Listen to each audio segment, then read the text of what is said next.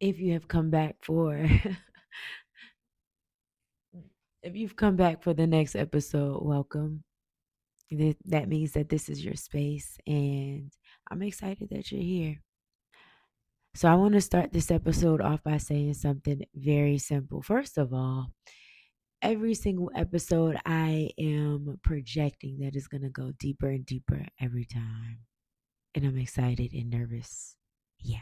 But this episode, how can I put this? I'm learning that there's a difference between being strong and being the person to constantly hold everything together, right? And I think, matter of fact, I know that there are a lot of women living in that space right now as we speak. Not falling apart, not fully okay either, just holding. So, this episode is about that pressure. And not from one situation in particular, but from just in life, but just from life in general, as the one individual to that everybody leans on emotionally. And oftentimes than not, it seems to be us women. So, in this episode, we're going to talk about the type of weight that doesn't always look dramatic from the outside, right? It's not always tears, it's not always breakdowns, it's what I like to call functioning. It's waking up and still doing what needs to be done, still answering messages, still answering phone calls, still taking care of people. It's showing up. But internally, there is a quiet pressure that builds. There's this pressure to stay composed, to be patient, to stay understanding, stay strong, and most importantly, man, there is a pressure to stay available. And over time, you can start to actually truly lose track of what or how you feel underneath all of that because you are so focused on everything else that you stop checking in with yourself. Ooh. Because one of the things that I am learning in this season is that emotional overload doesn't typically happen all at one time, right? It builds slowly. It's those small moments where you say, I'll deal with that later, or I don't really have time to process that right now. I just need to get through today. How many of y'all said that? I know I've said it so many times more than I like to admit. But what happens is those small, still moments begin to stack until one day you realize that you are functioning well or what looks to be well on the outside, but on the inside, there is a disconnect. Not broken, not lost, but just disconnected. Which, even when I hear myself say it out loud, that's pretty heavy. And I think that's a really honest place that a lot of women don't talk about right now because it's not dramatic enough, but it's dramatic and heavy enough to live in. I'll tell you that. I also believe that many women just naturally become the emotional stabilizers in their environment. It's just something that happens naturally, not intentionally. it just happens. The one who notices everything, the one who adjusts to everything, the one who's always smoothing things over, the one who emotionally just thinks 10 times ahead of everybody else. And over time, that becomes an identity and not just a role. So when you're overwhelmed, you still default to being okay, being helpful, being available, and being the strong one.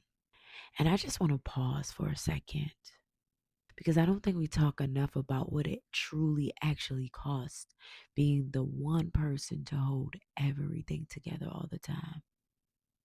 Not just externally, but what it costs internally. I'm learning that I don't have to process everything immediately, right? So this is like in real time. Because I also can ignore the things that I don't want to process indefinitely.